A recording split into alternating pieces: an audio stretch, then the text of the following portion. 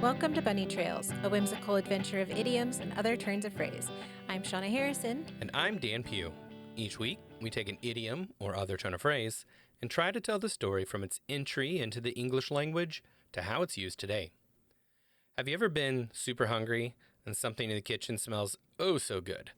Maybe it's a Sunday roast or grandma's cookies or that amazing vegan lasagna that everyone raves about. You keep going back into the kitchen, checking on it every 5 minutes, mouth watering with anticipation each time. But it still isn't done. It feels like it's taking forever. Alas, one must remember, a watched pot never boils. I always liked this phrase. My grandma has said this one a lot, Yeah? or something similar to it. You know. Sure. I think she said it not always about boiling water, but just she'd say it about. I don't know if it was ever about water actually. But the concept? Mm-hmm. Well, according to the Oxford English Dictionary, a watched pot never boils means, quote, time feels longer when you're waiting for something to happen, end quote. Yeah. So yeah, that concept of if you are anticipating something and you're waiting on it, then it feels like it's going to take forever, even though it's not actually taking any more time. The one thing that I would say is the way we say it now isn't how it was always said. So the Oxford English Dictionary notes the first time the phrase is attested is in a 1778 letter by Benjamin Franklin while he was in Paris. Quote, I was very hungry. It was so late. A watched pot is slow to boil, as Poor Richard says, end quote. So you'll notice the first use of this phrase is slow to boil and not never boils. And it feels like a difference without much distinction, but knowing the phrase began as slow to boil might have been helpful for Michael Stevens, a YouTuber known as Vsauce, who in 2019 spent over 50 minutes watching a pot only to determine that it will, in fact, eventually boil. But I think he and anyone who watched the video would agree it was slow, right? And he literally just sat there and stared at the pot for 50 minutes until it boiled, and it's like, there's a link to it on the show notes. You can go look at it, or you can just, go search it on YouTube or whatever. But, I think if he had known that the phrase was originally a watched pot is slow to boil, maybe he could have got that hour of his life back. Who knows? Mm-hmm. I'm sure, the video, I looked at it again to find it so that I could link it here, and it had over like 1 million views. So he's probably doing all right with it. Yeah, probably. I think that is a lot of dedication to go ahead and hold out and wait until the pot boiled. Right. Yeah. Okay, so the other thing to note here is that Benjamin Franklin ascribes the phrase to a person called Poor Richard. But about this quote, Gary Martin of the website phrases.org.uk notes, quote, actually, Franklin ought to have written, as Poor Richard might have said, as the proverb isn't found in any of Poor Richard's almanacs. That's a moot point, however, as Franklin and Poor Richard being one and the same, end quote. So I guess spoiler alert for this 250-year-old concept, but Richard Saunders was a pseudonym, a pen name, for Benjamin Franklin, what he used in his Poor Richard's Almanac, which was published from 1732 to 1758. But just describing something to Poor Richard doesn't necessarily mean that Benjamin Franklin coined it. In fact, he didn't even write many of the witty sayings that appeared in Poor Richard's Almanac. Jill Lepore wrote in a 2008 article titled, What Poor Richard Cost Benjamin Franklin, in the New Yorker magazine and website, said, quote, Franklin didn't write most of Poor Richard's proverbs. By his own guess, he wrote perhaps 1 out of every 10. The rest he found in books, especially anthologies, like Thomas Fuller's 1732 Nomologia, Adages and Proverbs, Wise Sentences and Witty Sayings, Ancient and Modern, Foreign and British. But Franklin was the kind of literary alchemist who could turn drivel into haiku. Fuller had written, A man in passion rides a horse that runs away with him. Franklin outpaced him. A man in passion rides a mad horse. Where Titan leads, the author of the American Almanac blathered, Many things are wanting to them that desire many things. Poor Richard pegged it, If you desire many things will seem but a few, end quote. So what we see here is that just because it was in Poor Richard's Almanac doesn't mean like Benjamin Franklin wrote it. In a lot of cases, he just took a phrase that was already existing and cleaned it up, made it a little wittier or a little snappier, and then put it into the terminology of the the common person, the everyday man, right? And put it in a way that they would understand it. So it's not even that he coined a lot of the phrases. However, as Gary Martin noted, the phrase doesn't actually appear in any of the almanac's issues, so this one is probably safe to ascribe to Franklin unless we get other evidence. But just because it showed up in Poor Richard's Almanac doesn't mean it was Benjamin Franklin, though he may have found a different way to say the phrase that was a little snappier. So oftentimes he has popularized a version of a phrase instead of actually coining the phrase. Yeah, that makes sense too, because everybody wants a something like that to be witty. They want it to have Right. that kind of quick paced and fun kind of way of saying things. So Okay, so let's look at some other examples of this phrase. And I found this first one in Bell's Weekly Messenger out of London, England, dated 24 July 1808. It is noted to be an excerpt from Mr. Cobbett's Political Register the week prior. Mr. Cobbett is credited as the author, and the article is about the benefits of paying a good wage over giving money to charity that would benefit the same workers. He makes the case that one should pay the workers well and allow them to do what they want with the money, rather than give it in charity and dictate how it might be spent. Though he notes there are some exceptions. Quote, "If I had a laborer who was to become a notorious drunkard, I would dismiss him, because it would be my duty strongly to shew my disapprobation of so beastly a vice. But after a good deal of observation, I am thoroughly convinced that, as a watched pot never boils, so a watched penny never breeds." End quote. So that's a really interesting take, and we could spend a while talking about a watched penny never breeds. But I think this is interesting because even in 1808, right, just 30 years after Franklin wrote this phrase, it's being used in such a way that people have heard the phrase before, like it's an old adage, Right. which makes me think that it probably has been in use even before 1778 when it's accredited to Benjamin Franklin. Right. It's more likely he heard some other variant on this and then cleaned it up, you know. So I think that we can credit it to Franklin, but I suspect that at some point in the next 20 years, more things will be digitized, and we will find this phrase in other places, Right. even prior to Franklin's lifetime, most likely. But we're sticking with the evidence. So in 1808, it's an old phrase that he doesn't even have to explain. And I think it's interesting that the phrase quickly became never boils over slow to boil in most applications, for likely no more reason than the ease of saying it. Now, you've probably heard the phrase used as kettle instead of pot on occasion. And I thought maybe kettle, since it's a British phrase, I thought maybe kettle would be the first way it was used, but it was actually Franklin, who was, was a British subject, obviously, prior to 1776. But it didn't start that way. In most of the work that I could find, like from the British archives, that pot was the predominant one. So the first time that I could find kettle being used here was in this 1851 work, Jewish Perseverance. And that is an autobiography of M. Lissac, which I believe is Moses Lissac. This is the second edition.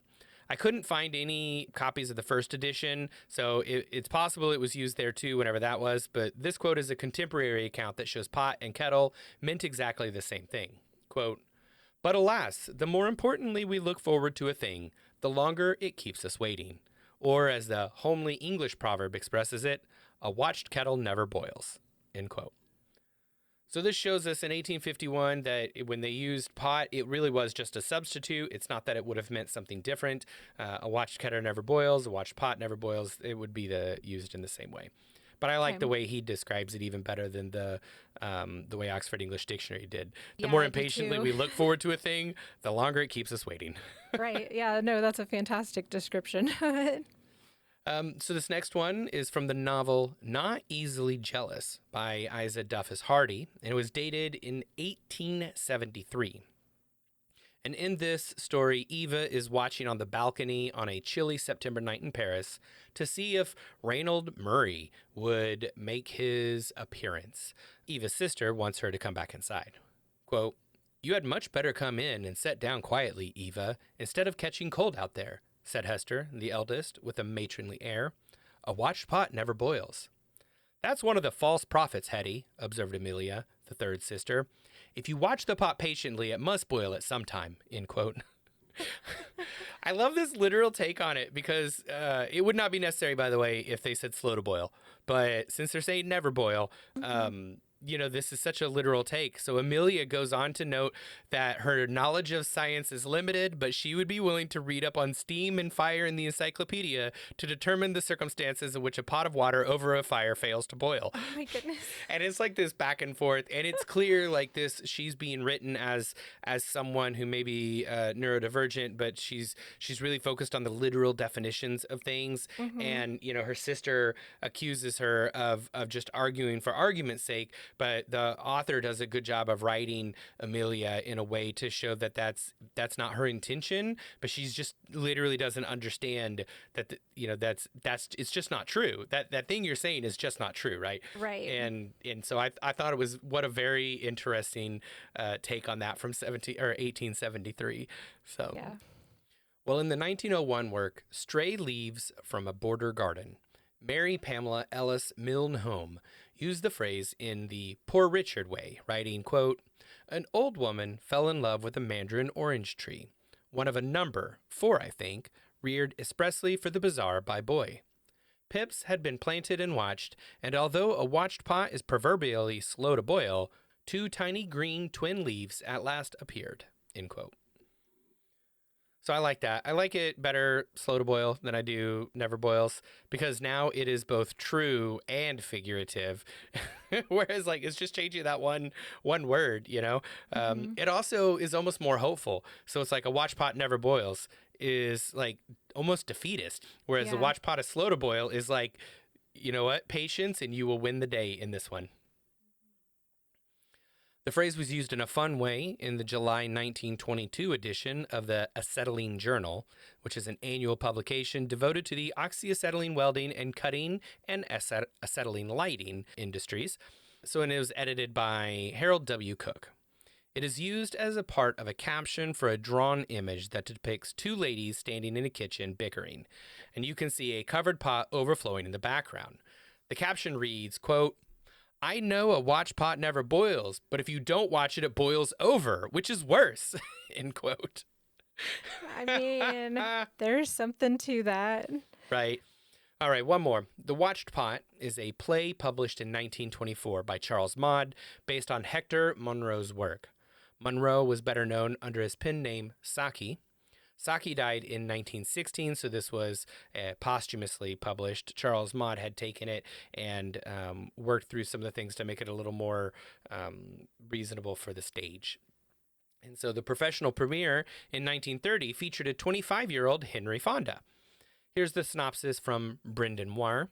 Quote, The Watched Pot is a 3-act comedic play written by Saki in collaboration with Charles Maude. It centers around the inhabitants of Bryony Manor, either scheming or enacting the scheme of marrying the only inheritor of the estate, Trevor Bavell, before his tyrant of a mother, Hortensia Bavell, becomes aware of the covert usurpment of her power. The play humorously explores the pressure placed on everyone in the manor as various potential brides are paraded before him being Trevor, while Trevor remains indifferent and hesitant. While The Watched Pot never boils, lighting a fire under the societal expectations of Edwardian society makes the resulting action of this play as dynamic as a mountain of gunpowder, end quote. So I saw a couple of things that said in The Watched Pot, so Trevor is the watched pot, right? He is being slow to make decisions and he is not taking things, and that is much to the chagrin and the frustration of the other people around him who want him to do something so that he can usurp the power of his tyrant of a mother. Yeah, definitely. I feel like it's such an interesting concept because I guess, I as I was growing up hearing this phrase, I kind of thought of it as a redirection of how I was using my time while waiting. Like just standing there is useless. You're not doing anything and you're not helping the water boil, right? So go do something else. And when you come back, this will be ready, Interesting interpretation. Well, maybe it goes back to that like literal If you Must stop be a little, if you stop must be a watching literal it and thing. do something else, then it'll boil. It's going to boil either way. Yeah, yeah. All right. Well, up next, we have some modern uses to cover, and we'll get to those right after we say thank you to our sponsors. This episode is brought to you by our amazing patrons on Patreon, and it is 100% free to join the Bunny Trails community. So give our weekly discussions and poll questions a try. And if you love the content and want more of it, we have some paid tiers too if you have a few dollars to spare each month and want to support the show. We have new things every weekday on the feeds. In addition to the conversation about what movies, shows, books, and podcasts everyone is enjoying, and our weekly poll questions, we also have early access to the week's podcast, all the links, books, songs, and other content mentioned in the week's episode, and our lightly edited behind-the-scenes video featuring all of the cut content, goofs, and bonus facts that didn't make it into the podcast feed. We've also got original digital artwork every month made by me and direct access to talk with us. No nefarious social media algorithms getting in the way of what we see or don't see. Plus, you can get awesome name recognition like Pat Rowe and JGP do every episode. And our top spot is currently occupied by the amazing Mary Halsey Lopez. You can join the Bunny Trails community for free at Bunny Trails Pod on Patreon. That's patreon.com/bunnytrailspod. A Watched Pot, How We Experience Time, is a 1998 academic book by sociologist Michael G. Flaherty. Here is the synopsis from the publisher. Quote, "Time, it has been said, is the enemy. In an era of harried lives, time seems increasingly precious as hours and days telescope and our lives often seem to be flitting past.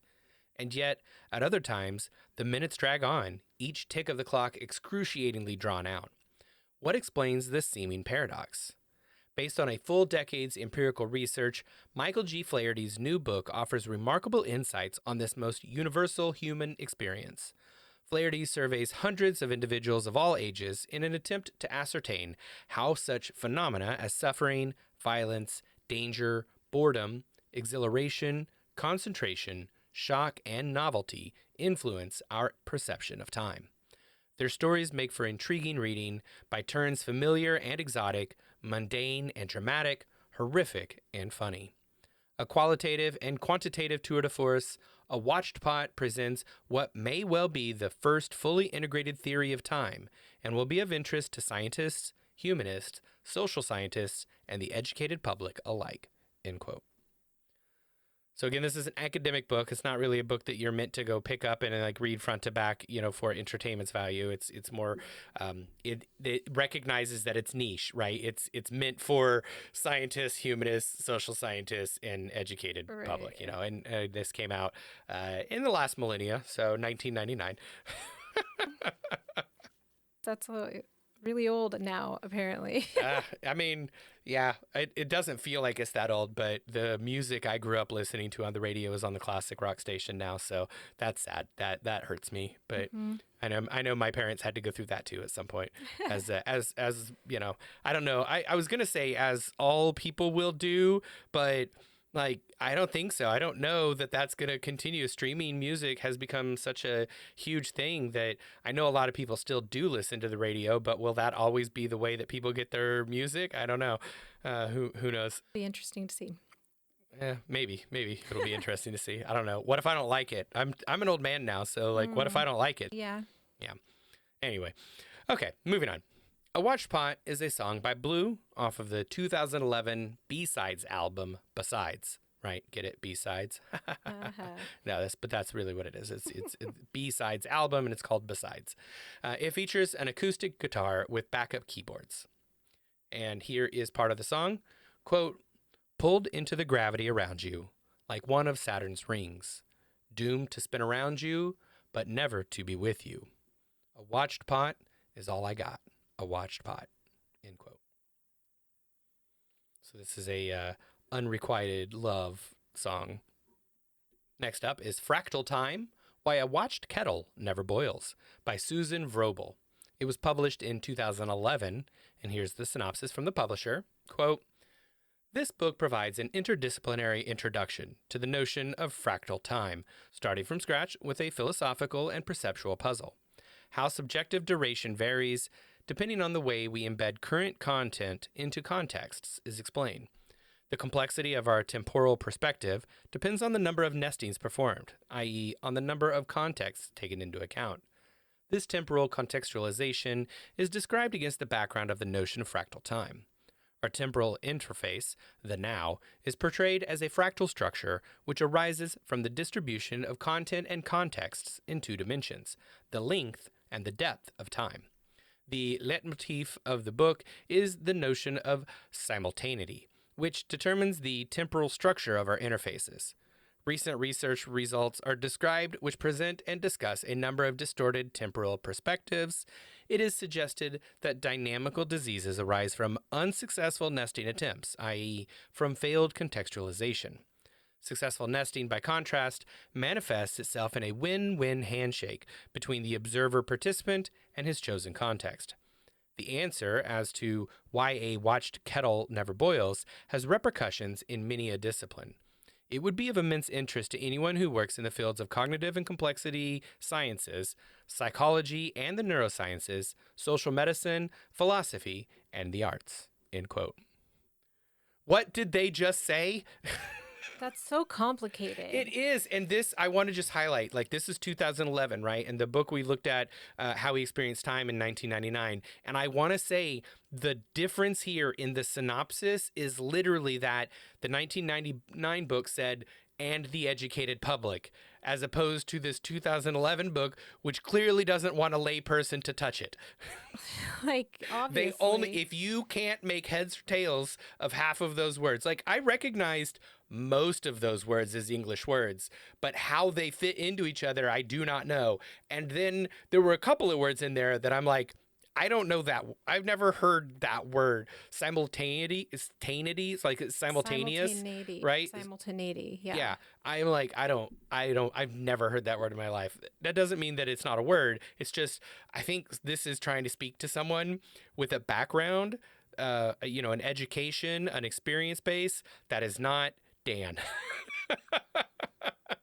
Even though I read the one about the 1999 one, and that drew me in. Like, that sounds like a cool book that I might want to read or explore. This one does not make me want to do that.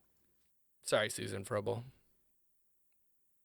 Yeah, this is just I feel like I don't have the context of what she's actually trying to even talk about. Yet. It's an interdisciplinary introduction to the notion of fractal time. Yes, exactly. Whatever that is. Exactly. It's because, Shauna, the complexity of our temporal perspective depends on a number of nestings performed. Well, it's just she's talking about the temporal structure of our interfaces and then just talking about distorted temporal perspectives. Fine, but in relation, somewhere in there were diseases, dynamical diseases. I don't know how we got there. Yeah, and I'm sitting here going like, wait a minute, like from failed contextualization. How is that? Well, I have this right now. Dan has a failed contextualization. And I want to apologize first and foremost to the 4 of you listening to this podcast who are like, no, I understood every part of that. Obviously, you work in the field of cognitive and complexity sciences, psychology and the neurosciences, social medicine, philosophy, or the arts, I suppose. Okay, so A Watched Pot is a 2016 film by Forrest Grant Davis. And here's the synopsis from Davis's Venmo account. Quote, A Watched Pot follows Noel Heaton over 3 consecutive days as he questions whether people can change, all the while meeting daily with a group of so-called friends with whom he people watches at the local coffee shop.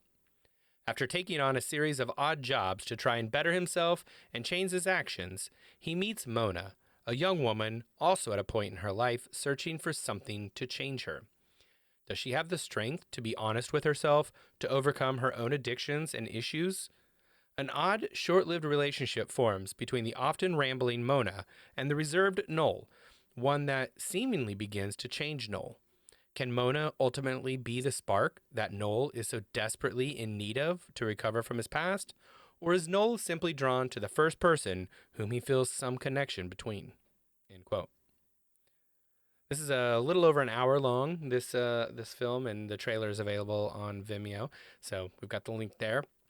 It seems interesting, kind of an artsy short film project, but yeah, it seemed kind of cool based on the way he was laying that out. I think most of us have been at some point in our lives where we said, I have to make a change. What I've been doing isn't working, and I've probably known it for a little bit, and I need to make some changes in some way, shape, or form. Some of them are more about, whether you want to keep hanging out with this friend that you've known forever, but you've grown in different directions, or it can be about, relationships or your job, or, like whatever the situation is, right? But I think most of us have been in some situation where we had to make a decision on continuing on the path we're on or doing something different, making some change in some way. Yeah. Now, there's also a 2018 book that I want to talk about. It's a dark humor book, but we're going to explore that one in our behind the scenes video, which airs every Friday on our Patreon. That's patreon.com/bunnytrailspod. So join us over there. A Watched Pot is a 2021 single by the Duluth-based band Woodblind. Here are the opening lines. Quote, "A watched pot doesn't boil. Covered pot's gonna boil over. Rusty pot's gonna leak right out. Hurry up, it's time to eat." End quote. This song had real, almost like children's song vibes, but it's not a children's song. So it was just very, I wouldn't call it discordant, but it's definitely not, doesn't follow the normal structures of songs. So go check it out. It'd be interesting. A Watch Pot Never Boils is a roughly 30-second animated skit posted to YouTube by Chris Halbeck.